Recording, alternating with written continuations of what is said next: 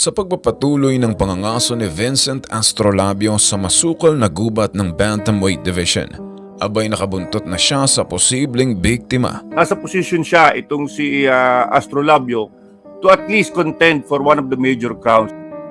Ngunit bitag nga lang ba ito at mas mapait ang sasapitin niyang pagkatalo tulad ng mga nagtangka dito. Nakatani is special. Yeah. And he has Junto. He always told us this kid is special. When I see him become champion at 112, like, motherfucker, you were right. Prey o Predator? Sino kaya sa dalawa ang bubulagta? Isang 3-division world champion, kumbaga, naka-establish ng pangalan kontra sa isang gutom magkaroon ng kampyonato. Finish him! Sa unang pagtangka, abay, minalas at sobrang bilis ba naman pumiglas ng binansagan nilang kangaroo. Yes, are you gonna get the knockout? Yes. Oh, you are? Oh, you're gonna be done? Kita nga makailang beses nasaktan, subalit hindi natutuluyan at tila pinupuntusan lang siya sa papitik-pitik na jab. Siyempre mapanalo tayo doon kasi laging takbo si Mulone. Alos hindi sumusuntok, puro lang jab, takbo na takbo. Pero yung score lang talaga yun, hindi ko maano. Hindi mo maintindihan kung bakit gano'n. Lahat ng game plan ko, pinagawa ko sa kanya. Kaso lang, talaga malikot yung Malone, ayaw magpahuli. It's our man right here. He gave it 100%, sir. 110%. That's my guy right here. You got a kangaroo running for his life. The man dictated the fight. Did everything he could, basically. Considering na top rank ang mismong promoter ng nabigong laban, kaya porsigido si Acero na i-knockout dapat ang mga susunod na kalaban para walang duda at lutuan. Vincent, sa tingin mo, anong pwede mong gawin sa susunod para hindi na mangyari ito? Sa sunod po, ibang Astrolabio na po yun. Sa sunod, babalik po tayo. Talagang sa sunod po, hindi na po yun paabuti natin sa desisyon talaga. Nahirap talaga. Sambit ni Sean Gibbons, pagkatapos matalo kay Maloney noong 2023, ay magkakaroon ulit ng title shot ngayong 2024 at mangyayari na nga ngayon. What about the future for Vincent Astrolabio? Future is very bright. My man's 26 years old. He came here. He gave it his all. Again, I spoke with Al Heyman. Al Heyman backs all of his fighters. 2024, he'll have another world title shot. Na-decipher na nga ba tayo ng mga Japanese boxer kung usapang galing at taktika sa ibabaw ng lona? Mukhang kailangan natin ng mga advance at makabagong routine o strategy kung usapang paghahanda bago ang laban. Walang duda sa lakas ng mga kamao, yung tibay ng suntok. Tapos, ang ganda pa ng trainer niya, si Nonoy Rapido Neri. Hindi may tatangging mas polished at efficient ang teknik nila kumpara sa estilo nating puro 1-2 sabay counter at umaasa lang sa reaction speed o twitch muscle. Kumbaga, parang bukas na libro na tayo sa pandaigdigang tagisan. Those guys from the Philippines, man, you can expect them to have a certain level of explosiveness. They just usually, more often than not, not the stereotype, but coming from they have a blend of speed and power. They're explosive. It's an overwhelming style. I've seen some of the Filipinos that I've seen lose in the past is because guys are moving away from them. Subalit hindi pa rin pwedeng isawalang bahala ang dalang husay at tibay ng Pinoy. Those guys are always, the Filipino fighters are always going to be hard to beat. The ones, that are on that level. Like how much of it is the Pacquiao influence and how much of it is they tend to fight in that style. Rachel and Nonito Donaire, they explained to me the style's called bara bara, which is back and forth, and it's like a street fighting style. At hindi rin pwedeng hindi banggitin na 6 sa mga kababayan natin ay knockout ang inabot sa hapon. Regardless kahit anong lahi pa yan, abay nilalapa niya in a devastating fashion.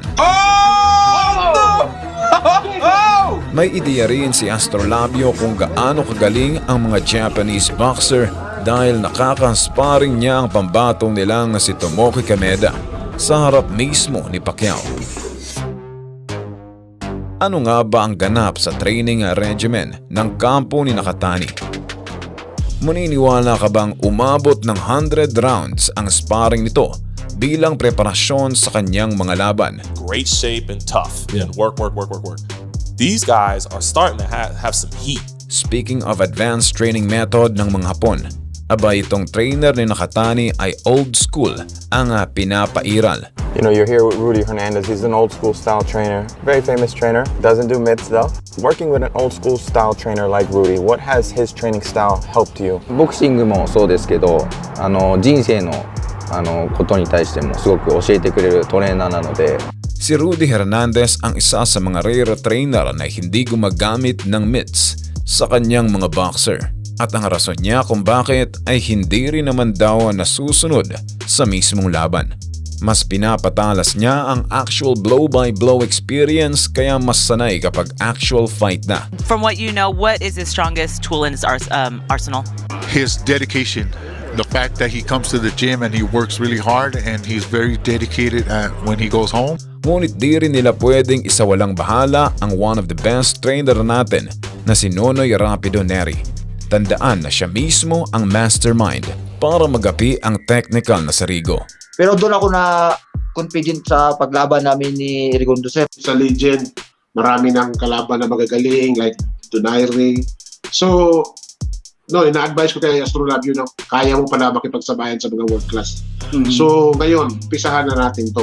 Yes. Hindi lang sa Rigondo pwedeng ilaban natin, kalabanin natin, kundi yung mga ibang world class pa. Dumagdag pa bilang conditioning coach ang world-renowned sa gantong larangan, Memo Heredia. So, nandun yung confident nila dahil Memo Heredia yung humawak.